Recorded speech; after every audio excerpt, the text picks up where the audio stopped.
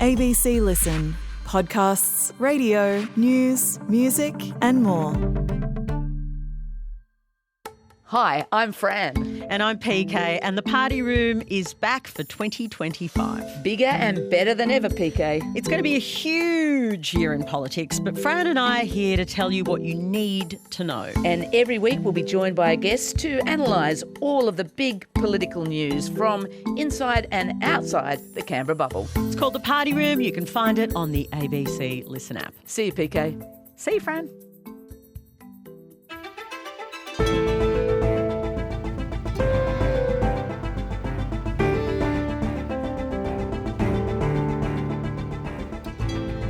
The raids and deportations have begun, and undocumented migrants are being rounded up. Donald Trump is making good on his threats to target those accused of crimes first, even opening up Guantanamo Bay as a place to detain them. So how's it really playing out on the ground? Today we unpack it all with immigration attorney Ruby Powers, who's based in Houston, Texas. I'm Sam Hawley on Gadigal land in Sydney. This is ABC News Daily.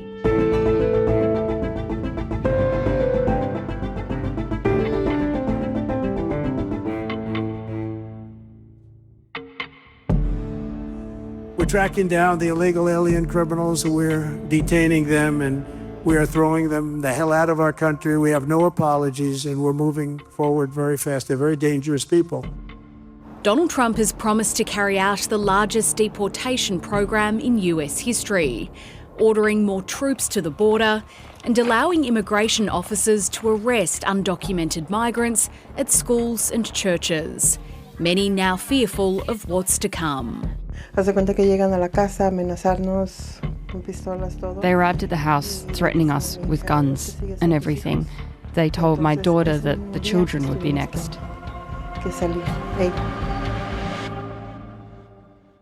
Ruby, since Donald Trump took office, he has done so much in the migration space.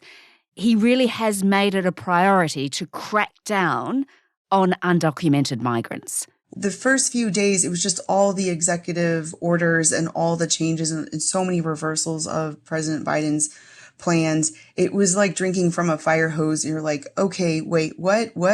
And then as the weekend progressed and I heard reports of ICE detention and some raids, that's when it really started getting real. But we were getting a lot of panic calls and emails from clients. And then it's just gotten a deluge starting this past week. It's gone insane. I can imagine. So tell me, Ruby, what sort of clients do you represent? So my firm is full service, which means that we help individuals who are family-based, so they petitioning for a spouse to get their green card, we call it legal permanent residency, to consular processing, to asylum, immigration court, complex citizenship or naturalization, and employment and investment. So it's the whole gamut, including some federal litigation of mandamus cases. So we see a little bit of everything. And in reality, almost everybody is impacted in some way. From a person who has no status whatsoever, they're the most at risk if they haven't filed anything or not eligible, to even those who are in sort of a temporary status. And then even those in immigration court, we have concerns for. So the other thing we saw was people were afraid the birthright citizenship was being challenged last week. And even people who were born in the U.S. were questioning their rights as a citizen and almost creating like a subclass of citizenship. And so we've had a lot of calls, we've had a lot of concern, and we're trying to do the best we can to calm our existing clients down and be a resource for the community. Just tell me, Ruby, is there a case that particularly stands out to you at this point that you've been really dealing with? A client emailed me last week and said, should I send my kid to school? And that's when it really hit me. I was like, are you serious? Is that what people are thinking? Is that how bad it's gotten? And that really struck me, because I'm even hearing stories of kids being completely withdrawn from school. And even on a TikTok live I just did, they were asking me, should I send my kid to school? We have a Supreme Court case that says that children, regardless of their status, are allowed to go to public school. but that doesn't seem to be, a factor right now. It's more of the fear of the ICE agents might be lingering. ICE agents, they're the immigration officials, I presume. Right, immigration and customs enforcement, and they're the ones that are doing the enforcement operation. Mm-hmm. And there's been a lot of concern about the ICE raids or detentions. A lot of times they happen at the crack of dawn in the morning when people are still waking up or getting ready to go to school or work. So it's really been reactionary, high anxiety, high uncertainty this last week or so. And I think it's going to be this way for a little bit longer until we start realizing the patterns and can sort of see the big picture. So these immigration and customs agents, they're going house to house, are they? No, they have to have priorities, and so what I saw this weekend, I think they were focusing on a lot of people who had prior, what they call deportation orders. For whatever reason, the deportation order hadn't been invoked. So that's what I saw was a big focus this last weekend. The other thing that's going to be happening is there's this new bill called the Laken-Riley bill. It will mean the detention of unauthorized migrants here in the United States who have been arrested or charged with certain crimes. Laken was a brilliant and beautiful 22-year-old nursing student from Georgia. While on a run, Laken was attacked, viciously assaulted, beaten, brutalized, and murdered by an illegal alien gang member who was... And basically, it's very, very concerning because individuals who are at least even arrested, let's say for shoplifting for $100, let's say, US dollars, they could be mandatorily detained and have to fight their chance a day in court while detained. And it also appears to be even retroactive if someone has a crime that qualifies under this act. This is not what's been done in the past. It's very extreme, and they don't even have enough detention space for this. So anyway, there's a lot of things hitting us on all different fronts. Yes. And one other thing I think is a big misconception is that under a lot of the campaign promises under Trump, he said he was going after the criminals. The thing is that historically, statistically, immigrants don't have as many crimes as U.S. born individuals. And reality, yes, there are those with some crimes, right? But I think his definition is more a person who overstayed a visa or entered illegally is a criminal in his mind and his interpretation. I think a lot of people who supported Trump are going to start seeing their neighbors, the people from their church, their schools being picked up and deported and families torn apart. And I think it's going to have a ripple effect and have a huge impact in our country. So, Ruby, do we know yet how many people have actually been rounded up and detained? Oh, well, apparently now Trump officials are issuing quotas to ICE officers to have from at least a few hundred per day to at least 12 to 1,500 a day. But there's also reports that ICE made over 3,500 arrests during that first week back in office. It's quite fascinating how quickly they swept into action from day one to be able to mobilize. And I see that the full names and the photographs of at least some of the people that are being detained are being put up on a Facebook page, which is incredible. Tell me about that. Honestly, not a lot of things shock me, but this one, when I first saw that a few days ago, completely shocked me. In immigration, we have to be so sensitive to people, confidentiality. And we know that even when we have our clients talk with the media, we don't want too much of their name or their image or any information to get out, because for any reason their family could be in jeopardy, or if they were deported, they could be targeted. But what we're seeing is that ICE and their social media pages are putting the person's close-up face, their complete name, and they're even listing what the quote-unquote offenses were, whether it's a criminal matter like a driving while intoxicated or just overstaying a visa or entering illegally or something. And I'm just really shocked. I'm completely shocked because we know that those individuals are going to be removed from the United States, very likely, if they haven't already by the time this is posted. And it's going to completely put their lives and their families' lives in danger.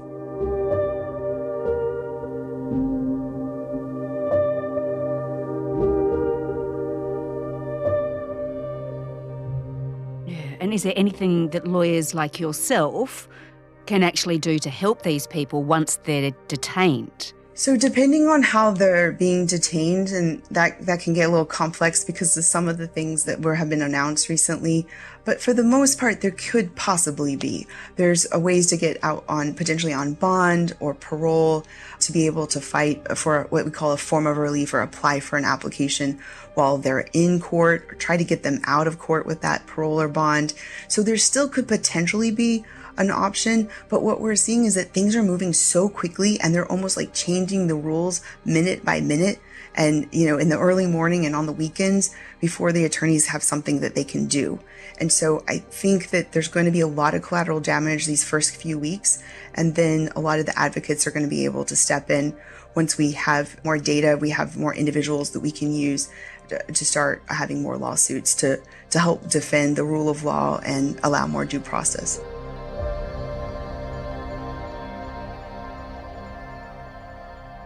But what about, Ruby, this threat of his to actually remove millions of people who are living in the United States without permission?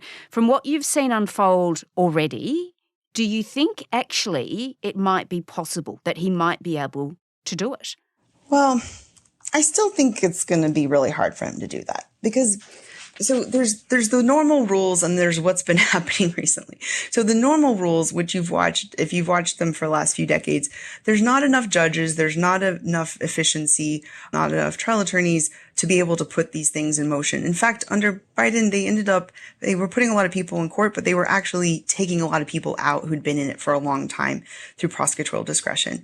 So he would need a huge machine for deportation or to completely change a lot of the rules. So I think it's nearly impossible, but I think he'll try as hard as he can. Well, he's certainly got a lot of people very, very worried, that's for sure. Ruby, there will be, of course, people in the community, people around you, perhaps your neighbours, that support this action because many of them would have voted for Donald Trump for this reason. Is there any part of you that understands that? I would say that we have needed immigration reform for 20 plus years, but I don't think that it has to result in these draconian enforcement actions to cause so much anxiety and fear.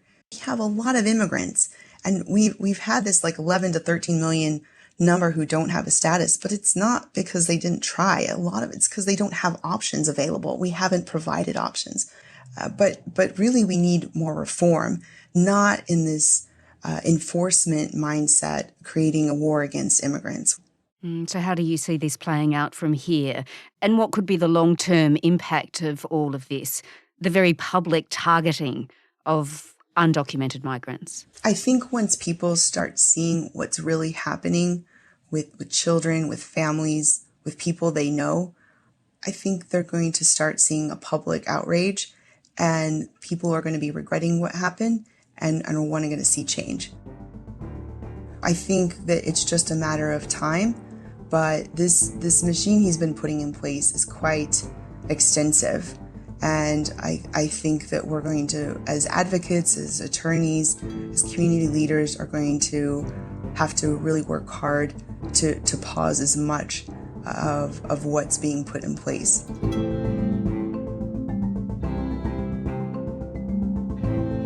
Ruby Powers is an immigration attorney based in Houston, Texas.